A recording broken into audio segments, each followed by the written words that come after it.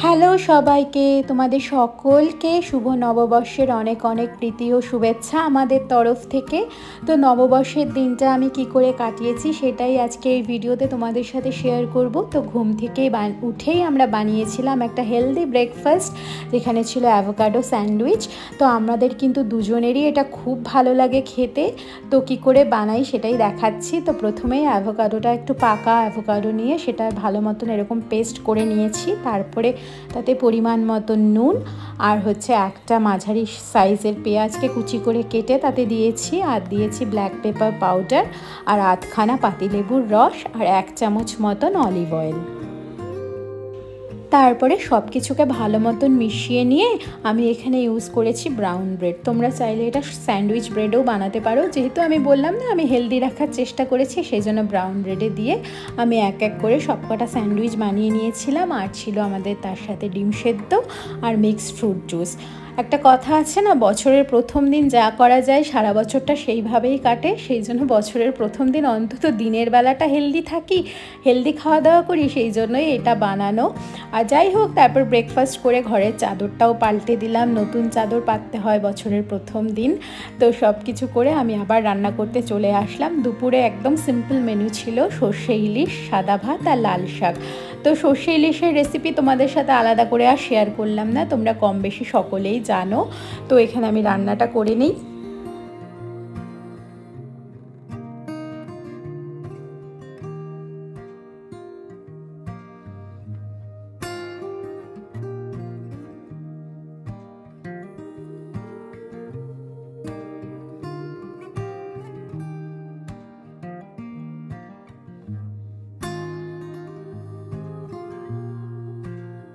তো দুপুরবেলা আমরা খাওয়া দাওয়া করে তারপর একটু ঘুমিয়ে ঘুম থেকে উঠে দেখো আমি শাড়ি পরে সুন্দর করে রেডি হয়ে গেছি।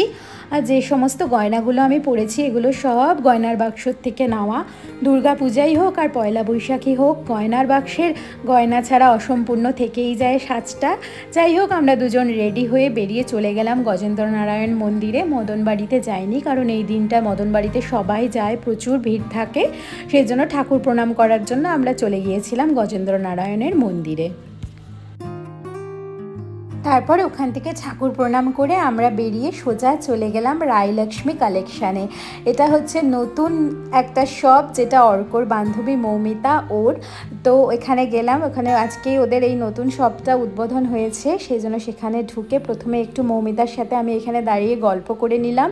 তারপর ওদের আর ফিতা কাটা হলো, তারপর ভেতরে ঢুকলাম। ভেতরে ঢুকে আজকে আর কালেকশান তোমাদের সাথে শেয়ার করছি না, অন্য আরেকদিন এসে কালেকশান দেখাবো। আজকে এমনি বাইরের থেকে অল্প একটু দেখিয়ে নিলাম। তোমরা এখানে শাড়ি, কুর্তি, জুয়েলারি সব কিছুই পেয়ে যাবে। এটা একদম যে রিলায়েন্স ট্রেন্ড বাদুরবাগানে তার উল্টো পাশে যে গলিটা আছে সেই গলিটার ভেতরে। তারপরে ওখানে ঠাকুর প্রণাম করে ওখান থেকে বেরিয়ে আমরা সকলে মিলে, মানে আমি, অর্ক, ভাই, পূজা, টোকাই, ছোটো মা, সবাই মিলে আমরা চলে গেলাম ওম ভাইয়ের দোকান চৈতন্য জুয়েলার্সে। ওখানে গিয়ে একটু হালখাতা করে নিলাম, পেয়ে গেলাম মিষ্টির প্যাকেট আর তার সাথে আইসক্রিম। তো কিছুটা দূর হাঁটার পরে এই আইসক্রিমটা খেতে খুবই শান্তি লাগছিল, গরমের মধ্যে ঠান্ডা ঠান্ডা আইসক্রিম খেয়ে চলে গেলাম আমরা ভূতের রাজা দিলবরে।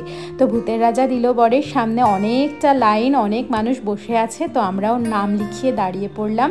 তো আধ ঘন্টা মতন ওখানে ওয়েট করার পর ফাইনালি আমরা ভেতরে ঢুকলাম। আর ভেতরে ঢুকে ভিতরের অ্যাম্বিয়েন্সটা আমার ভীষণই ভালো লাগছিল। তো ওখানে কিছুটা ফটো তুললাম, ভিডিও করলাম, তারপরে আমরা এক এক করে খাবারের অর্ডার করলাম।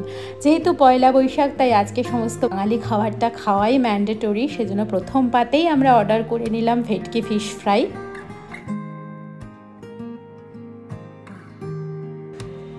আর ফিশ ফ্রাইটা কীরকম লেগেছে সেটা আমার এক্সপ্রেশন দেখলেই তোমরা বুঝতে পারবে, আসলেই খুব ভালো ছিল খেতে।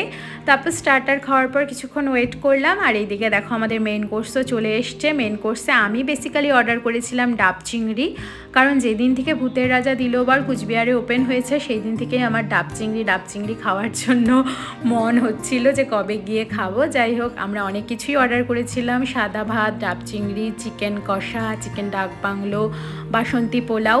তো আমি এখানে ভাতই খাবো, আমি পোলাওয়ের থেকেও ভাতটাই বেশি প্রেফার করি। আর এই সমস্ত একদম টিপিক্যাল বাঙালি খাবার দিয়ে আমার ভাত খেতেই ভালো লাগে পোলাওয়ের থেকে। যাই হোক, এখানে খাওয়া দাওয়া করলাম, তারপরে যে সামনে যে রাজামশাই বসে আছে তার সাথে একটু ফটোশ্যুট করলাম।